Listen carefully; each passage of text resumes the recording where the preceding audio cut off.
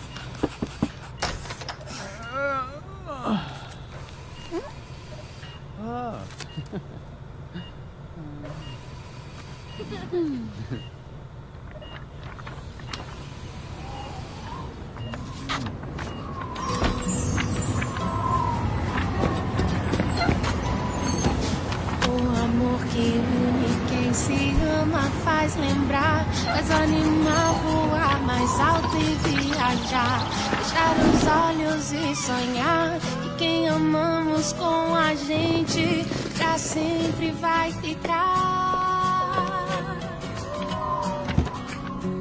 Faz pensar o quanto é bom se entregar, se abrigar e ter no time sempre alguém pra toda barra segurar.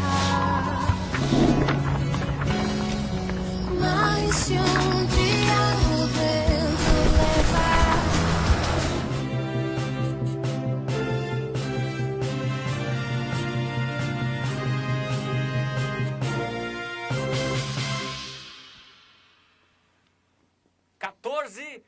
de novembro, quarta-feira, com cara de sexta-feira, véspera de feriado, e aqui estamos nós com mais uma edição do Conexão BC. Quer saber o que acontece na região? Este é o seu programa, este é o seu canal. Olha, hoje é um programa especial. Em vez de notícias, vamos ter duas entrevistas, dois convidados especiais. Já vou chegar aqui próximo do convidado da primeira edição. Quem estará conosco aqui? Quem está conosco aqui, aliás, é ele, o advogado Givaldo Araújo. Seja muito bem-vindo, doutor. Tudo bem? O prazer é tudo meu. Fazer parte dessa entrevista, desse programa é muito importante para nós, advogados, e todos que estão nos assistindo. Obrigado pela oportunidade. Nós que agradecemos. Opa, eu estava lá com o rosto aqui na... Programa ao vivo, estamos aqui nos ajustando, Eric. O Eric vai dar uma arrumada aqui. Já agradeci a minha briosa equipe. E olha só, um dos motivos aqui da presença do advogado é falar das eleições na OAB. Aí tivemos um ano, não é, doutor Givaldo? Sim, marcado por eleições históricas, né? Exato. Mas não apenas de troca de governantes, será marcado o ano de 2018. Também será marcado por troca na OAB, né? Nas seccionais. Por isso ele está aqui para comentar este assunto. Sim, sim. Para começar, eu acho legal, doutor, explicar um pouco para o telespectador como funciona, um básico aí desse... Como funciona essa eleição na OAB? Certo, a eleição da OAB é uma questão muito importante para todos os advogados, né? Porque é um momento de transição, de troca de poderes nas pessoas, nos advogados que estão direcionando, tomando a frente de cada subseção e de cada seção também em nosso país. Tá? Então, isso é um momento muito importante, porque é um momento que os advogados, eles analisam todas as propostas dos que os candidatos estão apresentando, para que sempre se busque uma melhora na advocacia como um todo. Porque a advocacia, como sempre, historicamente, ela sempre exerceu um papel fundamental em nosso país.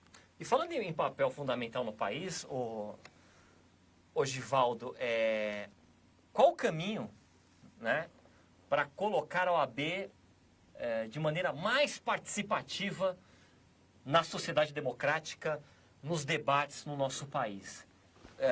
Não só apenas com essas eleições, como é que o senhor vê uma OAB mais participativa no Brasil? Certo.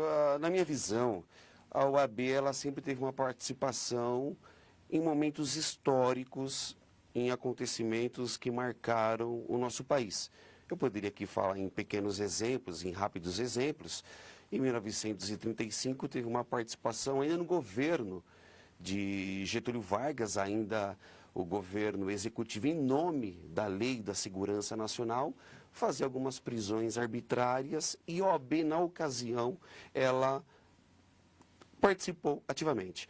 Um outro exemplo também que eu poderia citar aqui, em 1972, salvo erro, onde a história nos relatam isso, no momento que estava tendo a ditadura, conforme isso consta na história, os conselhos seccionais de todo o país se mobilizaram em defesa das em defesa dos direitos da pessoa humana. Então houve essa manifestação.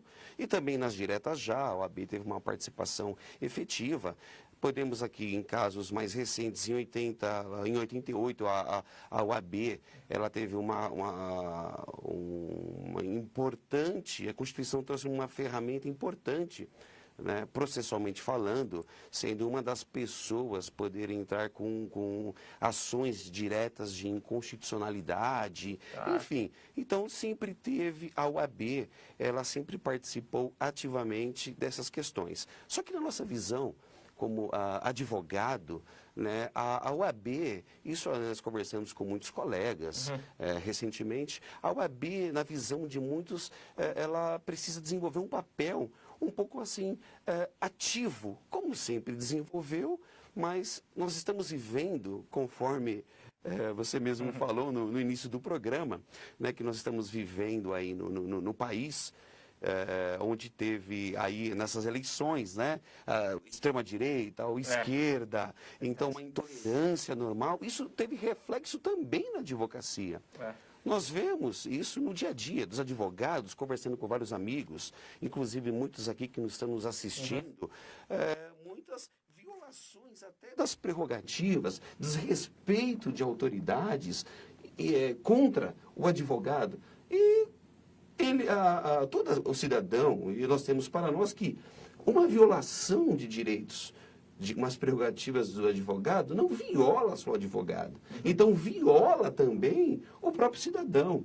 Então, devido que nós estamos vivendo num país que nós esperamos que aí nos próximos anos, no governo atual, desejamos muita boa sorte para ele, que Deus os abençoe, e, enfim, que a nação toma rumos, mas a OAB foi prejudicada também. O advogado sofreu muitos ataques. Então, respondendo à tua pergunta, após fazendo todas as considerações, precisa que a OAB, ela mais ativamente veja a necessidade do advogado. Né? Hoje tem escritórios enormes, advogados, ilustres advogados, mas tem muitos advogados que eles sofrem com certos abusos de poder, autoridade, ou falta até de preparo. Então, a OAB, na nossa visão, precisa... enfim, acreditamos que isso nós vamos alcançar, que é em prol de todos os advogados. Então, é uma visão que eu tenho. Né?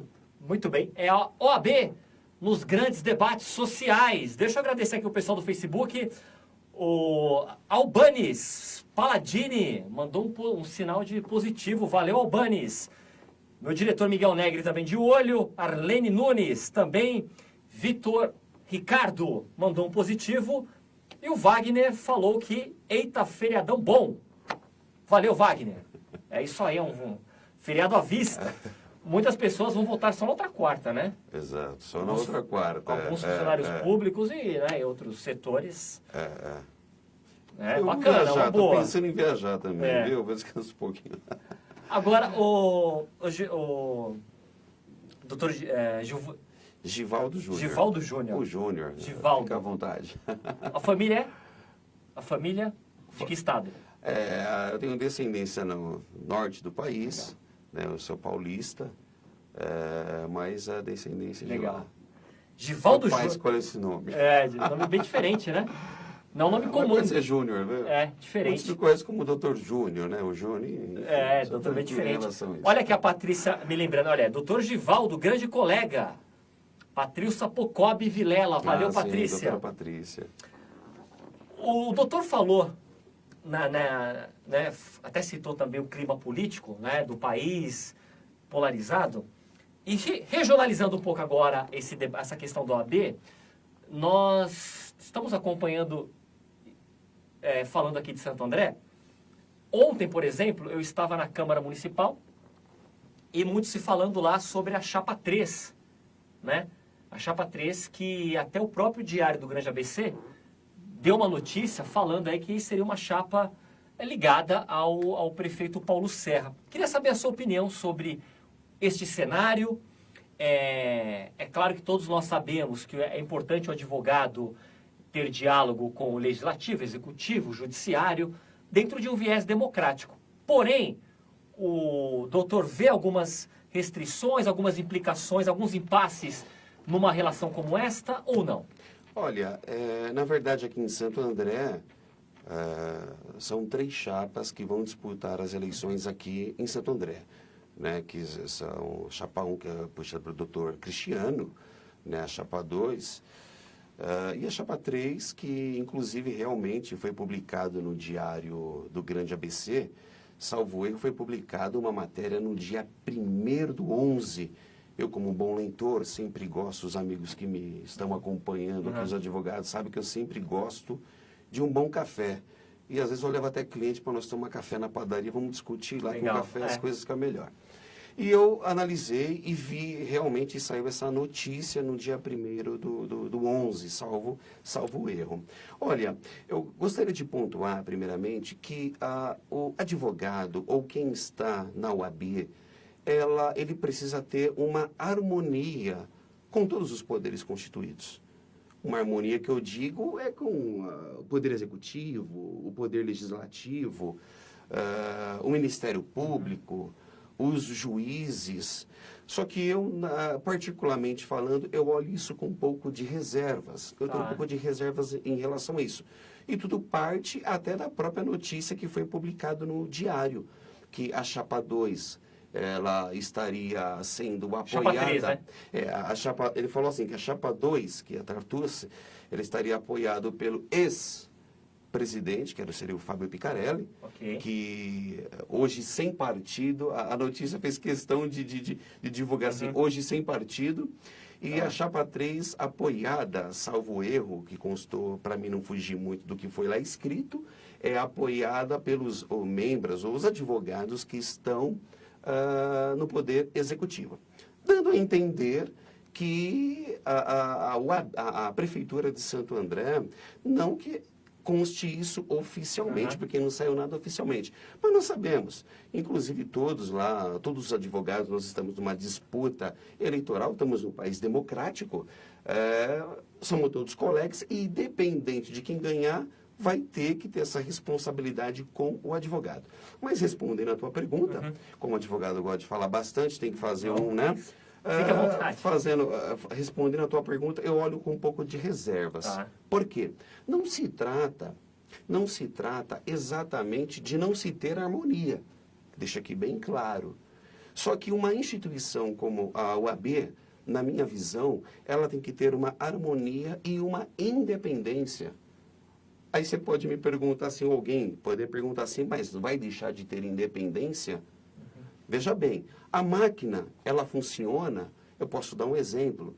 Há poderes que, conforme eu falei, o Poder Executivo, ele fez lá no governo Vargas, ele fez uma lei, a OAB, em defesa da democracia, foi e lutou contra.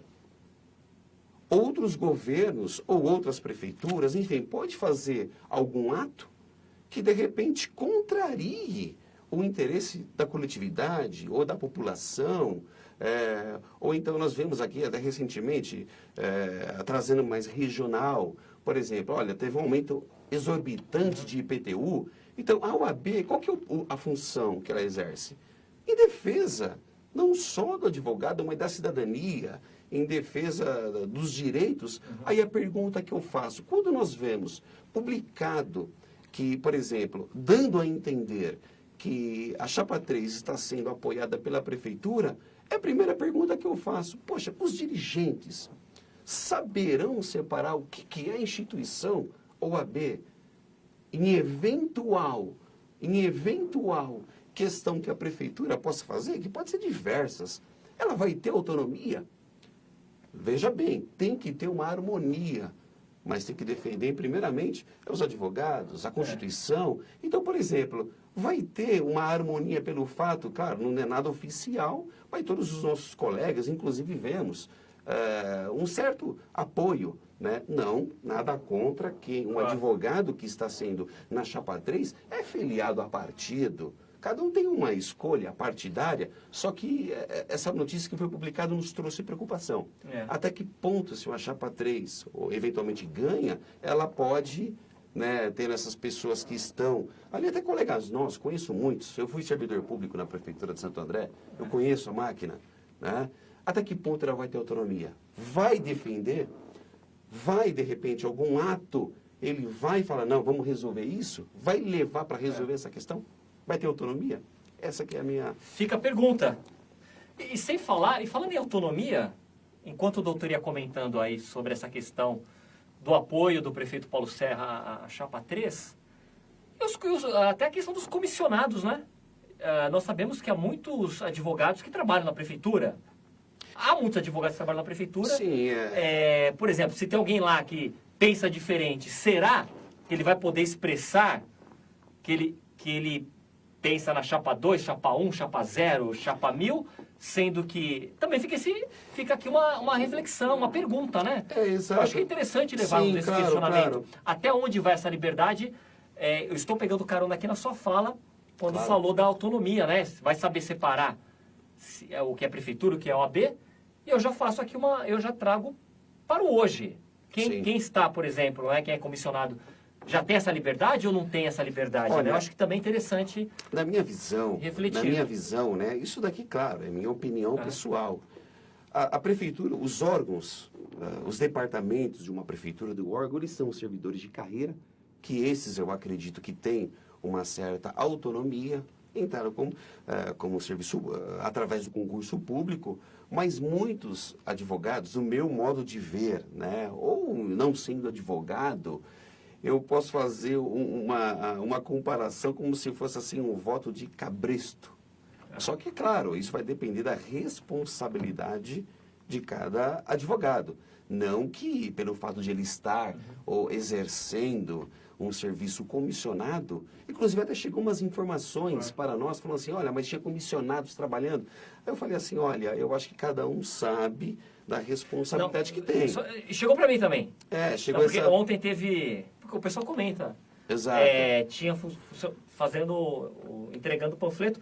Inclusive eu estava na Câmara ontem, eu até escutei o pessoal falando assim, estou em hora de almoço. Entendi. Enfim. Na verdade, claro que eu não ia ser aquele chato de perguntar até onde vai essa hora de almoço. Quem atua no direito administrativo, quem atua em órgão público, sabe, a pessoa que está...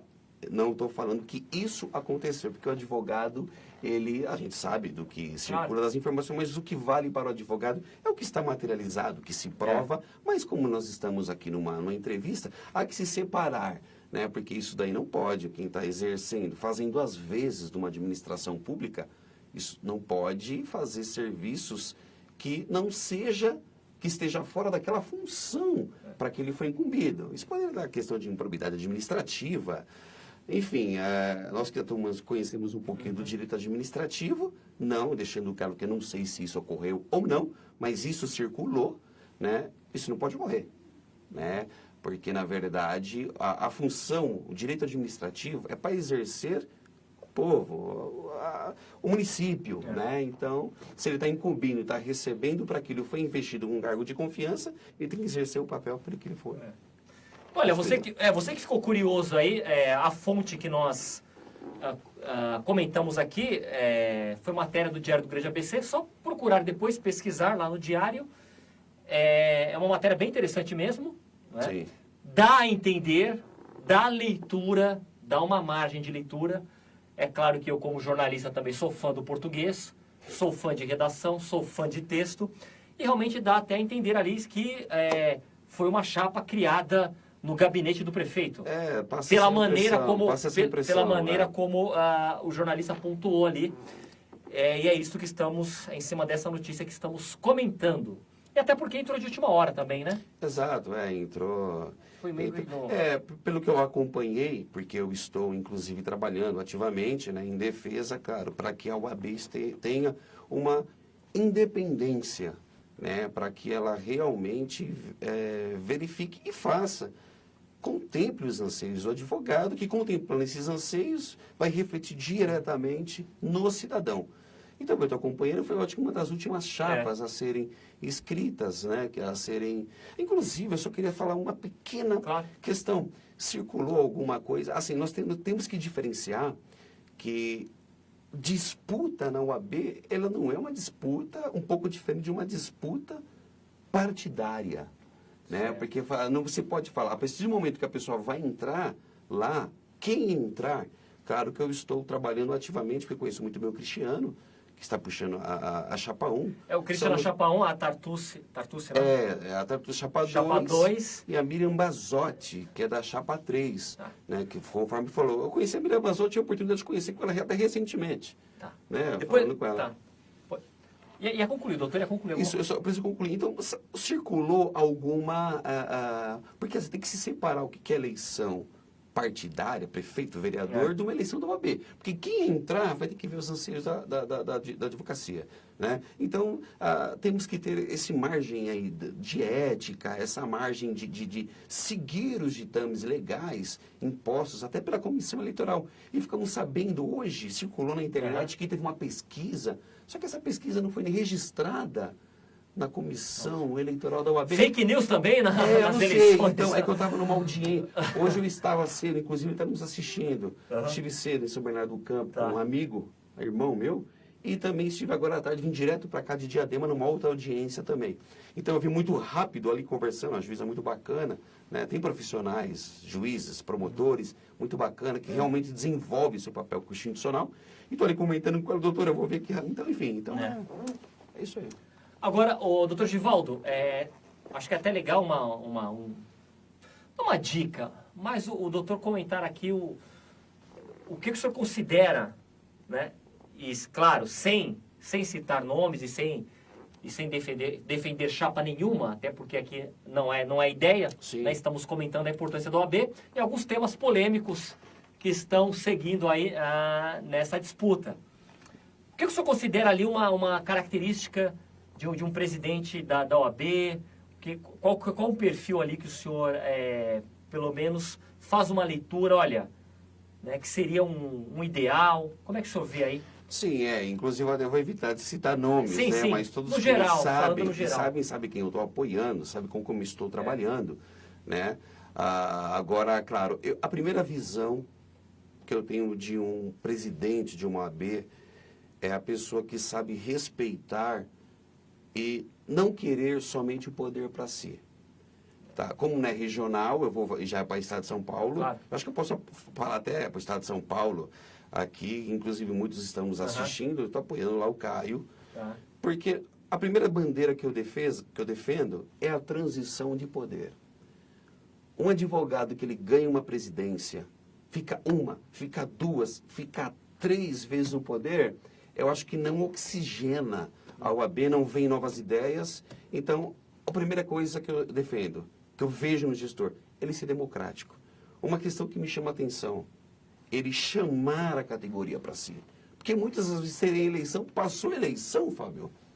Aí parece que o negócio tudo, enfim, né? Parece que as propostas não vão para frente. Então, entrou na eleição, é chamar a categoria, chamar a subseção. Eu falo, agora vamos aqui debater, né, como se fosse assembleias. É uma visão de compartilhamento de gestão. Essa é a visão que eu tenho. Uma pessoa que não queria se perpetuar.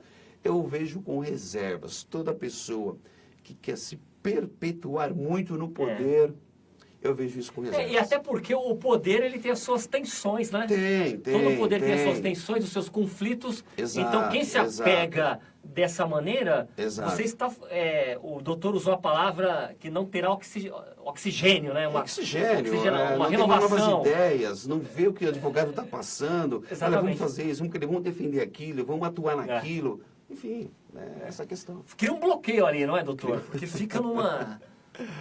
Fica numa cortina, uma propriedade, né? um latifúndio, né? Às vezes o advogado tem essa sensação. Parece que aos filhos do rei tudo e a outros nada. Então tem que chamar a categoria, tem que ter essa visão democrática, fazer assembleias gerais. Eu acho que tinha que ter isso na OAB, né?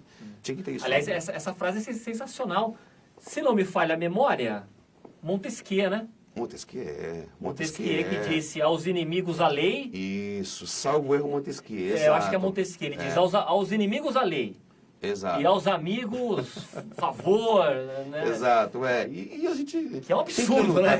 Porque olha só, já pensou?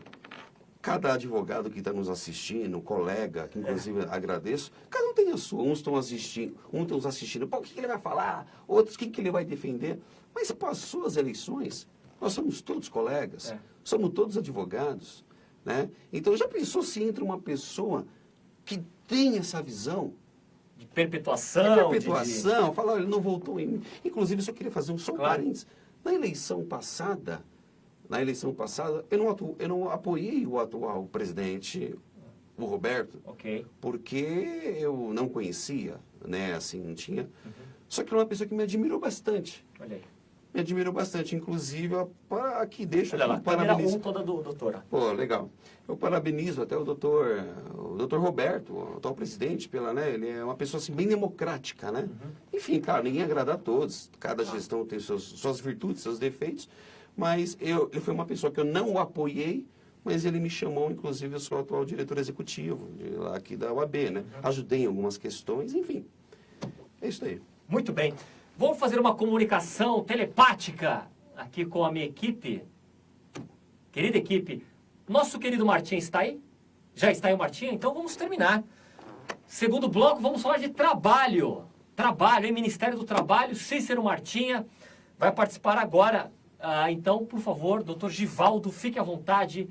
Considerações finais. Foi um prazer recebê-lo. Voltará. Sim, claro. Voltará, porque, olha, tem muito assunto para tratarmos com os advogados e... Sim. É sempre um prazer receber a categoria. Eu agradeço a oportunidade que eu estou tendo, através de toda a equipe, pelo convite. Fábio, eu fiquei muito feliz, é uma pessoa bem bacana, conduz bem, né, a entrevista. Estou agradecendo, torço, né, porque é importante num país democrático que todas as informações sejam difundidas não fique somente na mão de veículo A, veículo B, veículo C. Então, eu agradeço os advogados que estão nos assistindo, os que colaboraram, e torço para que nós tenhamos uma OAB forte. Com certeza. Também a nossa torcida. E, aliás, os advogados que não estão nos assistindo podem assistir depois. O programa fica no nosso Facebook, Rede Eco TV. Vai lá, assista, que fica registrado aqui a participação do Dr. Givaldo Araújo. Doutor, muito obrigado. Obrigado. Um ótimo feriado. Eu que agradeço. E até a próxima. Viajar. Pé na estrada. Não sai daí. Segundo bloco com ele, Cícero Martinha. Vamos falar do Ministério do Trabalho. Daqui a pouco. Tá bom. Demais.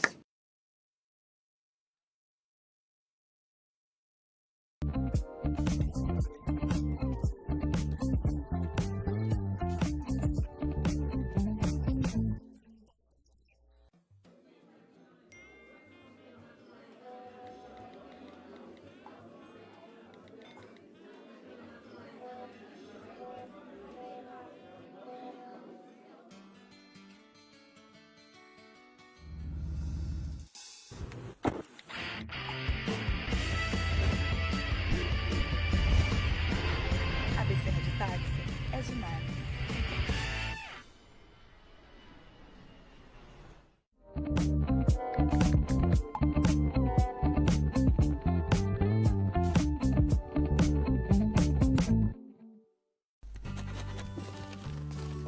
Onde está meu título?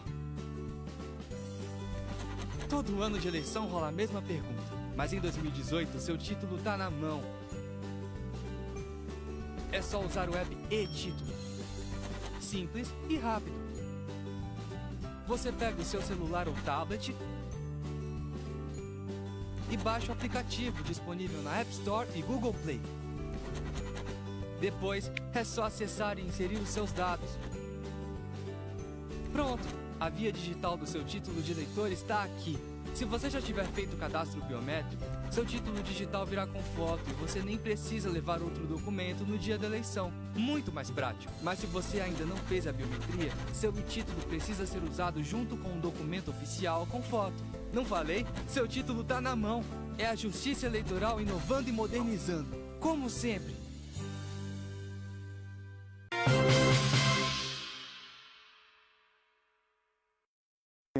Isso aí.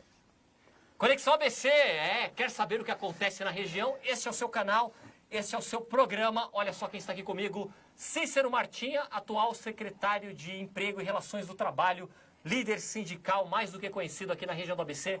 Martinha, sempre um prazer tê-lo aqui no nosso programa. Boa tarde, Bessa, prazer é todo meu estar aqui uma vez com vocês, aqui na Eco TV, né? A gente tem grandes amigos, boas entrevistas, né? Demorei um tempo aí, mas estou retornando. Um abraço para todo o pessoal da equipe aqui. Nosso querido Eric. O Eric, a Lili. Lili, pessoal muito legal, que nos trata muito bem aqui. Muito bem. Olha, deixa eu dar... Vamos falar muito de trabalho agora aqui, questão do emprego. Ministério do Trabalho na Berlinda, aí dos comentários nessa semana. Ia terminar, não vai mais. O que será do Ministério do Trabalho? O Martinha vai falar muito sobre isso. Deixa eu mandar um abraço para o Marcel Diniz. O Marcel Diniz que fez uma crítica aqui. E como eu não sou aquele jornalista que foge da crítica... Né? Tem nome do canal, aliás, a Eco TV não foge. Olha só a fala do Marcel. Jornalismo sério deve ser feito com direito ao contraditório, até mesmo porque uma versão demonstra evidente parcialismo. Nesta noite não estamos diante de uma típica entrevista, mas sim um espaço que houve apenas uma das partes. No mínimo lamentável o procedimento adotado pela Eco TV. A opinião do Marcel, que eu respeito tanto, que falei, né? E falei, não podia muito bem ter ignorado, mas não. Esse não é o caminho. Aliás, por que, Marcel? Não sei se você sempre assiste o canal, nós nunca fugimos do contraditório. Tanto que, olha, está deixado o convite. Você pode vir aqui participar do programa, dar a sua opinião. O que nós comentamos aqui foi um fato, né? E o que o convidado falou, tudo que ele falou foi embasado em um fato. Pode procurar. Diário do Grande ABC, a matéria, né, a questão de uma chapa que tem apoio do prefeito, não vi nada de imparcial da minha parte. Né? Ele comentou, aqui nós damos voz a todos. Hoje mesmo está aqui um líder sindical, amanhã nós recebemos um empresário. Né? Ontem esteve aqui alguém do PT, amanhã estará alguém do PSDB. Esteve gente aqui do PSL, do Bolsonaro, do movimento feminista. A Eco TV não é imparcial. Tá? Faço aqui a minha defesa em nome do canal e, ao mesmo tempo, aí destaco a importância da sua participação, né? Mesmo não sendo de acordo com o que eu penso, né? Você tem o direito, você pode participar, você pode deixar a sua crítica que nós comentamos. Fala de trabalho agora, Martinha. Pois não, vamos Ministério falar. do Trabalho ia terminar, não vai mais. E eu já começo perguntando aí, Martinha, como é que você acompanhou esse termina, não termina?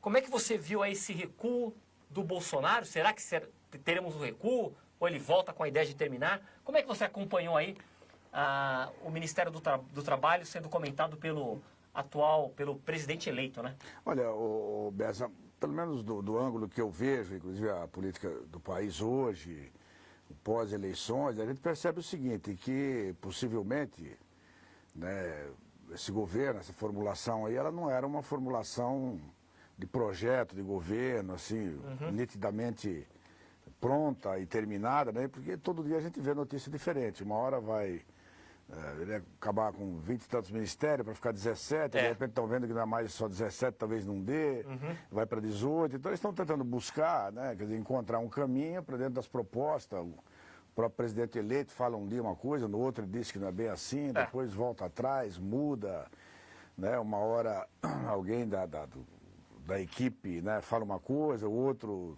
desaconselha ou desautoriza. Então realmente a gente percebe que há uma confusão. Esperamos que ele se acerte, né? Mas do ponto de vista do Ministério do Trabalho, da Justiça, do Trabalho, tudo que é ligado aos trabalhadores, a gente percebe claramente que há toda uma preocupação, como já está existindo, como já aconteceu com a reforma trabalhista, né? Nós acreditamos, eu pessoalmente acredito muito nisso, que há toda uma proposta, né, para você diminuir, inclusive, a representação dos trabalhadores, né? Tem todo um trabalho no sentido, né, de você sucatear o movimento sindical, você desautorizar o movimento sindical, você desestruturar, inclusive economicamente, o que já está acontecendo com o movimento sindical, para facilitar uma política dominante, né, uma política de governo que facilite os empresários, o setor, né, que tem mais poder, que tem mais dinheiro, que tem mais condições econômicas. E isso passa pelo Ministério do Trabalho, passa pela Justiça do Trabalho, né? Todos os setores que estão aí, que existem não para defender, assim, exclusivamente os trabalhadores, como é o caso do Ministério do Trabalho, a Justiça do Trabalho, sim, mas para balizar, né? Quer dizer, para balizar a relação capital e trabalho, para você não deixar que um lado se sobreponha totalmente ao outro, que essa foi a ideia da criação do próprio Ministério do Trabalho, da própria Justiça do Trabalho e do movimento sindical. Eu tive a oportunidade de viver um período, né, em que o Ministério do Trabalho, que a própria Justiça do Trabalho e o movimento sindical, principalmente, não podia atuar, né, nem de acordo com a lei, né, quer dizer, você era muito reprimido, e a gente via que a situação dos trabalhadores era muito difícil, né? Eu passei por esse momento, comecei a trabalhar, registrar dentro de uma fábrica em 1967, né, em pleno regime militar, e até a década de 80, até o final da década de 70, início, né, quando começou os movimentos, a gente percebia como os trabalhadores eram tratados nos locais de trabalho, né? Tinha local de trabalho aí que era uma escravidão, o patrão batia em trabalhador, ele não tinha onde reclamar, não podia reclamar em lugar nenhum. Na delegacia de polícia não acontecia nada. No sindicato não podia, porque o sindicato também não podia, né, fazer nada, muitas vezes, pelo trabalhador, porque era proibido, não podia fazer assembleia sem autorização da delegacia de polícia, da delegacia do trabalho, né, porque naquela época o Ministério do Trabalho funcionava como uma delegacia, né, paralela à delegacia de polícia, inclusive, que tinha um cunho, né, da repressão social, de evitar que os movimentos sociais acontecessem. Então, os trabalhadores sofreram muito esse período e ao contrário do que se dizem, eu que vi aquele momento, não era o pleno emprego que eles dizem que estão prometendo e que dizem que pode acontecer se você tirar direito dos trabalhadores, né? Aliás, Martinha, em questão de pleno emprego, completamos agora, né, um ano da reforma trabalhista. que tinha como bandeira a geração de empregos. Daqui a pouco eu vou falar alguns números do IBGE, né? Aliás, né, muitas pessoas já acompanharam, já sabem aí que não são números muito animadores. E aquela ideia de mais empregos com a reforma trabalhista, pelo menos neste primeiro ano, Martinha, não foi uma realidade. Como é que você vê aí esse... Não foi essa aí, assim, essa eu situação. tenho a minha opinião particular, eu peço a Deus que seja diferente, né, e até torço para que seja diferente, para que realmente a gente consiga ter pleno emprego, ou pelo menos a gente tenha algumas condições, que já passamos algumas vezes, do desemprego está aí a nível de 4%, 5%, né, que é um desemprego suportável, né, até torço para isso, mas eu não acredito porque, quer dizer, a política implementada, na verdade, ela tem um objetivo, tem um cunho principal de você precarizar o trabalho, né? Então, quer dizer, você vai... Quer dizer, é preciso assim, a gente entendermos uma coisa. Existe uma massa, um bolo salarial, que a gente chama de uma massa salarial, né? O que eles querem, na verdade, é proposta, né? Tática, é fazer o seguinte, é você trabalhar, você usar essa mesma massa salarial, né, distribuindo emprego. Então, quer dizer, você tira, é uma política assim de Robin Hood ao contrário. Então você vai precarizando as condições de trabalho, fazendo com que os trabalhadores apareçam emprego, não é daqueles empregos tipo da carteira que eles estão propondo, é a carteira verde e amarela. Quer dizer, então você pode trabalhar um dia por semana, se a empresa tem um serviço, te chama lá, você trabalha com aquela carteira, sem fundo de garantia, sem 13º, sem férias. Quer dizer, é um trabalho precarizado. Se você sofrer um acidente, uma doença, você não tem garantia nenhuma. Então, esse tipo, eles querem pegar esses milhões de brasileiros, né, que têm menos escolaridade, que têm menos condições, não tem formação técnica, né, que precisaria investir nisso, né, para você criar empregos, emprego de qualidade, você empregar as pessoas tecnicamente preparadas. Não, então eles não querem ter gasto nenhum com isso daí, e aí deixa essas pessoas, 14, 15, 20 milhões, 30 milhões, que já existe 13, 14 desempregados, mas é aquele que vai procurar emprego. Tem mais um outro tanto que nem procura emprego mais, e tem outros no mercado informal, né? Então você tem aí uma massa de 30, 40 milhões de brasileiros, então eles querem que esses 30, 40 milhões de brasileiros estejam nesse setor, que não procura mais emprego. Então que eles vão lá atrás com essa carteira verde e amarela, trabalhando, fazendo bico, né? Quer dizer, o Brasil, assim, uma população fazendo bico, trabalhando ali para minimamente tentar sobreviver, sem estrutura nenhuma do Estado, sem estrutura assistencial nenhuma, né? Porque aí também na política do governo vem toda uma flecha no sentido de aniquilar o SUS, né, que é um sistema único que tem as deficiências, tem as falhas pelo tamanho do Brasil. Claro, mas eu também sou de uma época que não tinha SUS. Né? Quem não pagava previdência, quem não tinha previdência, você não tinha assistência médica.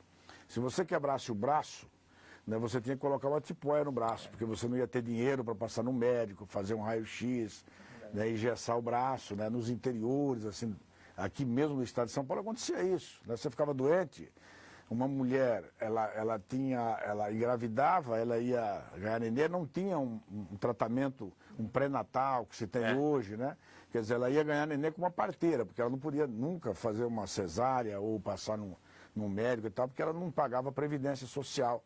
Daquela época, era o IAPI, etc. Né? Então, quer dizer, o Brasil está, assim, de certa forma, na proposta vai voltar esse mundo, cenário aí. Esse cenário, tá certo? Agora, Martinha, você sabe que a primeira vez que eu escutei sobre essa carteira verde e amarela, eu pensei que era um fake news, que era uma fake news. Eu recebi num grupo de WhatsApp, eu olhei, falei, isso aqui tá uns pessoal que não tem o que fazer, fica inventando notícia. Isso não existe, né? Uma carteira sem direito nenhum, sem nada. Não. Então, é uma fake news aí contra o Bolsonaro. E é um plano, está no plano de governo dele. Depois que eu fui ler mais e vi que realmente não era uma fake news. E aqui, olha, vou sair do jornalismo, vou entrar até, né, aproveitando aqui o clima que já me contestaram. É uma opinião, tá? Eu acho uma ideia um tanto quanto uma opinião minha. De retrocesso, desculpa, é uma opinião de uma pessoa. Hoje eu trabalho aqui, já fiz, como diz aquela música do Martinho da Vila, né? Não, do Zeca Pagodinho, já fiz quase tudo nessa vida, já fui porteiro, já trabalhei de tudo. Brincadeira, né, Martinho? É realmente uma situação de repensar a situação do trabalhador, né? É um trabalho totalmente informal, e aí você cria uma carteira para dizer que ele tem uma carteira profissional, esse tipo dessa valorização através de um documento que é uma forma de legalizar uma coisa que é totalmente insustentável, né, para os trabalhadores e para as famílias, né? E aí falam tanto da defesa da família, e colocam o trabalhador, quer dizer, dá oportunidade para ele sobreviver e sustentar a família com a carteira verde e amarela, que não tem benefício nenhum, né, para fazer bico. Então essa, infelizmente... Aliás, família e Deus, né? As palavras mais usadas nessas eleições aí é família e Deus. Porque para quem nunca leu a Bíblia, né, tudo que se fala da Bíblia, Deus às vezes e a pessoa família. acredita, mas... Quer dizer, nada a ver com o que está escrito lá, principalmente no Novo Testamento, onde Jesus Cristo prega coisas totalmente diferentes do que o pessoal está falando por aí.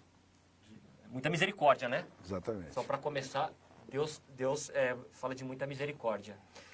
Olha só, pesquisa mostra que um a cada 4 desempregados procura emprego há mais de 2 anos. É o total de trabalhadores desempregados há mais de 2 anos, recorde histórico, Martinha. É o que mais cresce no país, números de trabalhadores sem carteira assinada. Só no terceiro trimestre agora, 522 mil a mais. Ou seja, é um drama, né, Martinha? É um drama. E esse é o que está contabilizado, porque esse é o que vai procurar ainda emprego. Verdade. Mas você tem aqueles que já não procuram mais emprego, aqueles que já perderam a motivação, perderam a esperança. E a gente, através da Secretaria do Trabalho, a gente encontra muito. Eu rodei o estado de São Paulo, e a gente tem até um programa, né, de motivação, né, das pessoas, tem um grupo, a gente treina pessoas, inclusive através da secretaria, para você motivar, inclusive, as pessoas a serem multiplicadores, motivadores, inclusive, para as pessoas terem interesse, vontade de retornar ao mercado de trabalho, enfim, mas é uma situação muito difícil. Uma situação complicada. Deixa eu agradecer aqui mais uma vez o pessoal do Facebook. Compartilhe. Está gostando? Deixa uma like aqui, compartilha a TV falando da região do ABC. Certo? Olha aqui o William Parron também deixou aqui um texto falando sobre essa questão do advogado que esteve aqui, o Givaldo, comentou sobre uma chapa que tem apoio do prefeito, gerou uma certa polêmica. A polêmica faz parte hoje, né, Martinha? Sem dúvida, né? Quer trabalhar com informação sem polêmica, é melhor não sair de casa. A Doni Fernandes, o Doni, perguntando aqui, Martinha, acha que a reforma passa no Congresso? Eu acredito que a Qual reforma... reforma da Previdência? Da Previdência, eu acredito que sim. A reforma, o Congresso que foi eleito é um Congresso que tem... Favorável. Tem 200 e poucos deputados federais que foram eleitos com apoio da bancada ruralista, né? São quase a metade da bancada. Então você junta mais um pouco mais de outros setores e tal, tem todas as condições de passar. Quer dizer, pode não passar uma reforma como essa se houver uma mobilização social muito grande, muito forte, que venha fazer com que, né, os deputados, senadores se sintam, né, temerosos aí, do ponto de vista, né, de votar. Mas, conhecendo o nosso Congresso, lamentavelmente, que renova, e as renovações nunca são para melhor do ponto de vista social, me desculpe até os que foram eleitos, que eu tenho, dentro da democracia, tenho que respeitar quem for eleito, mas também tenho o direito de opinar, né, como cidadão. Então, eu acho que as bancadas têm, muitas vezes, tem até renovado razoavelmente bem. Só que renova para pior, né? Porque cada vez mais o poder econômico influencia na eleição, né? Os grupos econômicos influenciam, né? Se elege hoje, por exemplo, você tira... O pessoal debate muito, quem financia a campanha, quem não financia, é o poder público ou não é o poder público? Gente, ninguém tira dinheiro do bolso para financiar nada. É só você olhar a realidade do povo, como que vive, né? Você acha que um grande empresário... Meu pai sempre falava o seguinte, o cara quanto mais rico, mais pão duro. Né?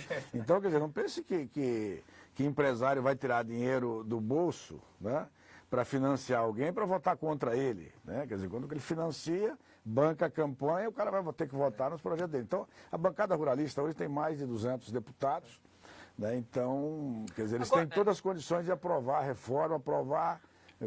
tudo que for de interesse, inclusive, do poder econômico, dos investidores, dos financistas, né? Agora, ô Martinha, você é daqueles que compartilha que chegamos num ponto que não tem como deixar passar, a reforma tem que ser feita. Eu sei que você também é um leitor de jornais, né? e você sempre faz uma leitura dos jornais. Hoje, por exemplo, editorial da Folha, do Estadão, até o Globo lá do Rio de Janeiro, né? Hoje eu escutei um comentário na Bandeirantes, os veículos de comunicação da chamada grande mídia, todos colocam ali na pauta jornalística, olha, o país não consegue mais seguir sem uma reforma da Previdência. Você compartilha essa opinião e até onde você pondera? Ok, vamos fazer uma reforma, mas onde você pondera? O que você colocaria aí nesse... Não, sim, eu acho que a reforma, a Previdência é possível. Né? Eu acredito que até ela precisa ter uma reforma, é preciso ter reforma, sim. Já tiveram algumas, né? E eu acredito que tem que ter outras. Mas as reformas que precisam da Previdência são impossíveis de acontecer, porque para fazer a verdadeira reforma na Previdência, você tem que mexer com o poder econômico, com os altos salários, você tem que mexer com a Previdência os setores que mais afundam a Previdência. Nós temos que ser realistas. Quem que afunda? Vamos dizer, os militares, né, que isso daí não vão mexer, né, porque é uma questão estratégica, né, ainda mais o governo com a base hoje militar não vão mexer, isso daí já está claro. Vamos dizer, os setores de servidor público, quando eu falo servidor público, não é o que está ganhando R$2.000, R$3.000 por mês, até R$4.000, não. São os altos salários, o salário dos juízes, o salário do próprio Ministério Público, o salário, os grandes salários. Tem aposentados, você pega uma relação de aposentadorias hoje, eu estive vendo Fernando Henrique, acho que 80 e poucos mil reais, Temer, 70 e poucos mil reais, outros.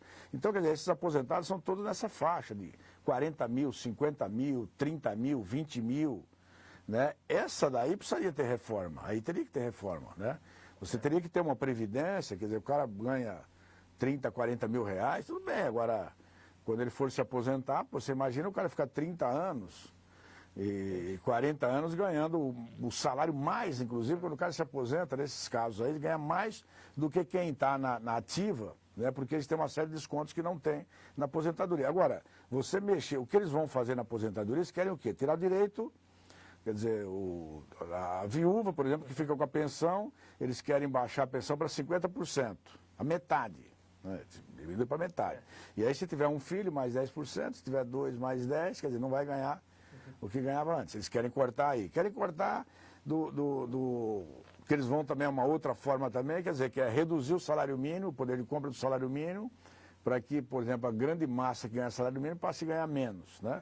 Eles querem mexer, por exemplo, hoje você tem o tipo de aposentadoria, que se você trabalha 15 anos, e o homem tem 65 anos e a mulher 60, você se aposenta para ganhar pelo menos um salário mínimo. Eles querem passar isso para 25 anos.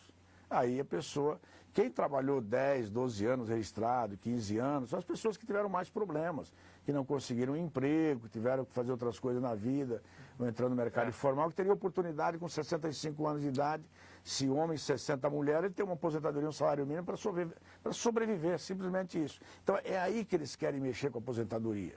Por quê? Na verdade, o interesse da aposentadoria, eles não querem fazer reforma.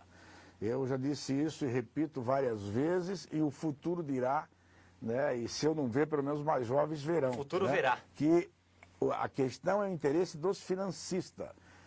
Eles não aceitam, quer dizer, você ter você ter uma previdência pública, que esse dinheiro fica no controle do Estado. Eles querem que esse dinheiro esteja na mão dos investidores, porque eles criam uma previdência privada e eles que vão trabalhar o dinheiro, eles que vão aplicar o dinheiro, vão fazer os investimentos, etc. Na verdade é isso, né, que eles querem. É a previdência privada. Então tem que desmoralizar, tem que afundar a previdência pública para eles criar o espaço, né, da previdência privada, que, porra, imagina, você entra a trabalhar hoje, você vai ficar 30 anos, 20 anos pagando, né, e esse dinheiro fica lá na mão do investidor. Se você precisar, né, de R$1.000 emprestado, esse mesmo investidor vai te emprestar por 4%, 5% de juros ao mês, mais até do que os agiotas clandestinos que emprestam dinheiro aí. Coisa, né? Né? Então é esse pessoal que quer, é aquele que, esses investidores que você tem um cartão de crédito, se você atrasar, você paga ao ano 300 e poucos % de juros. É o mesmo que se você ficar devendo um cheque especial, também mais de 300% de juros ao ano. E a aposentadoria do povo, que eles ficarão com ela na mão, né, eles vão pagar daqui 30 anos, a pessoa não vai ter nem condições de saber se aquilo que ele pagou, quando ele for receber, vai estar corrigido ou não, ou às vezes ele tem até prejuízo, e se uma dessas empresas falir, ainda o cara corre o risco ainda de não se aposentar e perder o dinheiro ainda que investiu. Agora você vê que é assunto que tem que ser debatido. Eu vou fazer uma crítica aqui que eu já fiz. Nós passamos mais uma eleição importantíssima. Por exemplo, não apenas o Bolsonaro, os outros candidatos. Quem debateu a reforma da Previdência com a população? Não teve o debate. Não teve o debate. Ficaram falando de kit gay, de meme, mas não debateram algo essencial. Com todo o meu respeito à pauta comportamental, ok. Mas, poxa, assuntos de extrema importância. Estamos acompanhando agora o quê? É quase um reality show. É um reality show. Porque cada dia... Não, vou terminar esse ministério e volto. Essa transição de governo virou um reality show. Espero que no final desse reality não sobre para a população. E eu acho muito importante bater nessa tecla. Não teve debate nessas eleições de assuntos importantes como a reforma da Previdência. Vão falar agora. Vão falar agora. E muita gente nem quis saber também, né? Entrou num clima bélico aí de time de futebol, meu inimigo. Falou mais de comunismo e de capital... Enfim, as pessoas faltaram nas aulas de história. Eles viam o assunto, né? Quer dizer, você pega uma população, uma grande maioria da população despolitizada, porque desde criança, né, você aprende que não deve se meter em política, que verdade. Política e religião não se discute. Então ficam esses chavões aí, quer dizer, a população, né, que mais precisa, mais carente, quer dizer, não discute política, tem nojo de política, tem raiva de política. Coloca essas pautas comportamentais aí. Mas aí a pessoa que fala que não vai ser político, aí daqui a pouco ele é político. Outros que falam que não é político, mamou nas tetas da política a vida inteira, né? Você ganha, por exemplo, a grande maioria, por exemplo, o cara fala, não, empresário, investidor.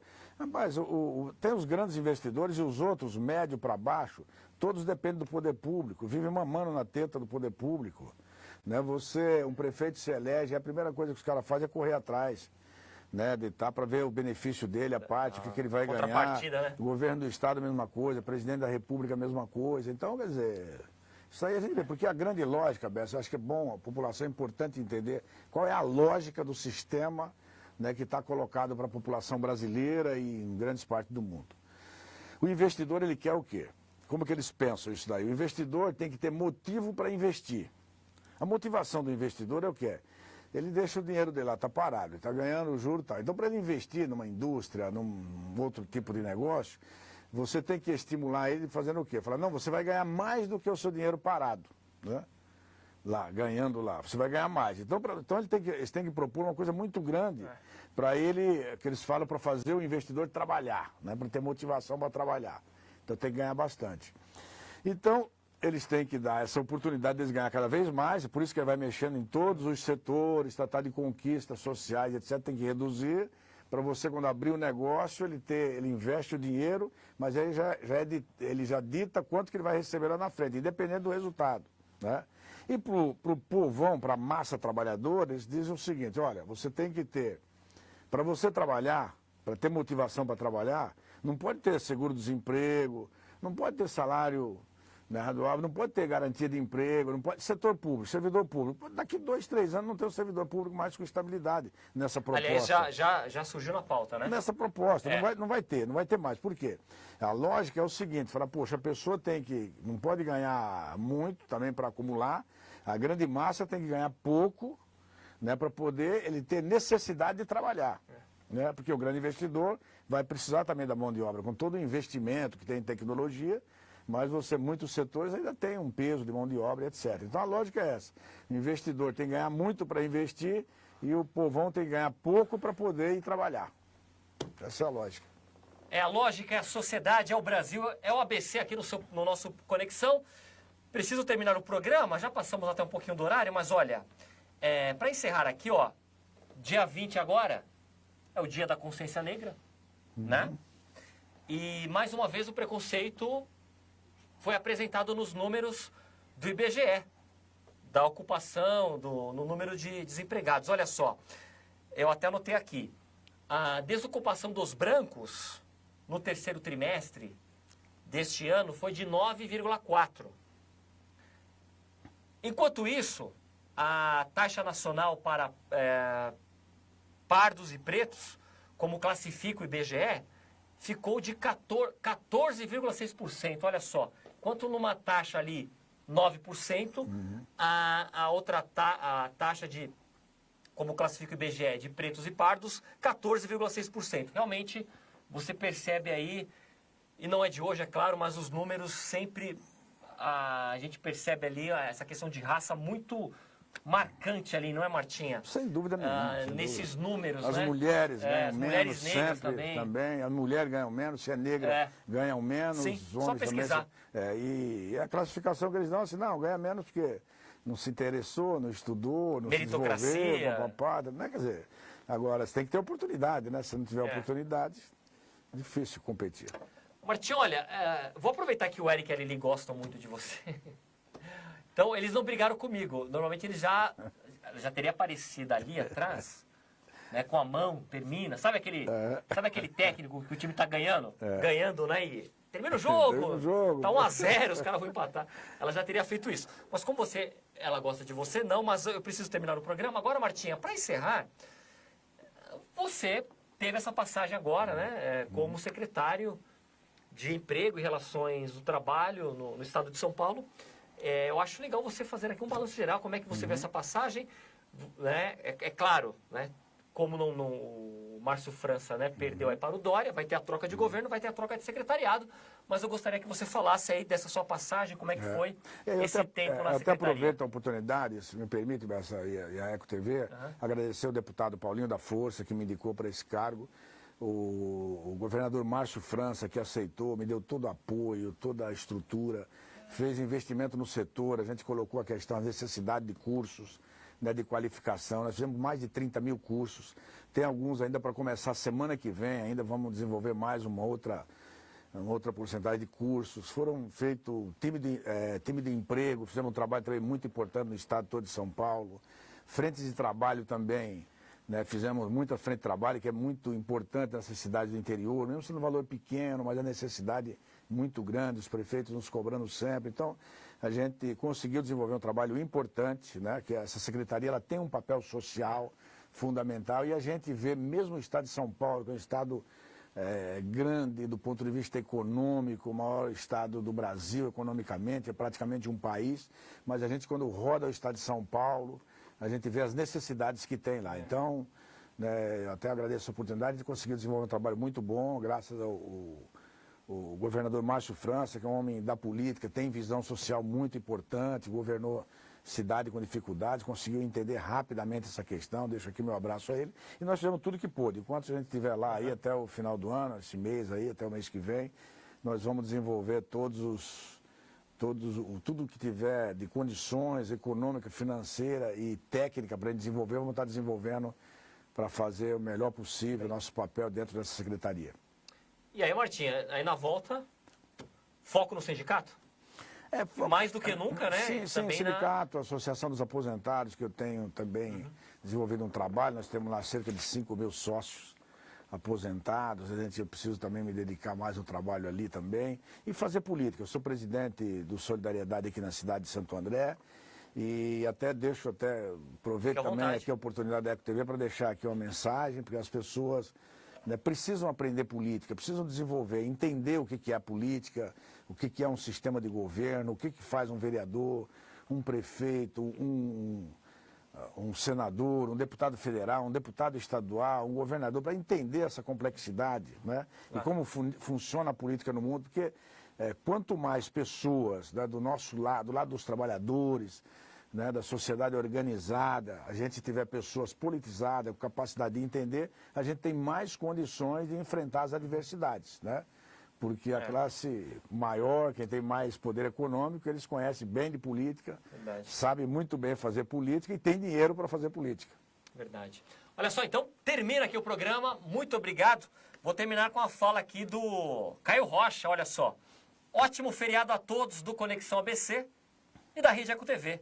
Então é com essa mensagem de feriado do Caio. Caio que está em Portugal. De Portugal está assistindo aqui o programa. Deve estar lá na Ilha da... Aliás, ele está no Porto. Está morando no Porto. E o Miguel Negri deixou um abração para você, Martinho, o nosso diretor. Que deve estar... Eu acho que está em Miami o Miguel já, né, Oli? É isso? Miguel deve estar em Miami. Abração para o Miguel, grande amigo. Brincadeira, ele está por aqui. É que ele gosta de Miami. Mas ele está por aqui. Então, Martinha. Muito obrigado, tá? Um abraço a você, obrigado aí. Cada vez melhor aí nas entrevistas. Agradeço, imagina. Tenho acompanhado aí o seu trabalho, né? Toda a equipe também, sua que está aqui. E todo o pessoal da Eco TV também, que tem tratado a gente com muito carinho. Um grande abraço a todos. Valeu, Martinha. Valeu mesmo. Até a próxima. Um ótimo feriado. Aquele abraço. Valeu.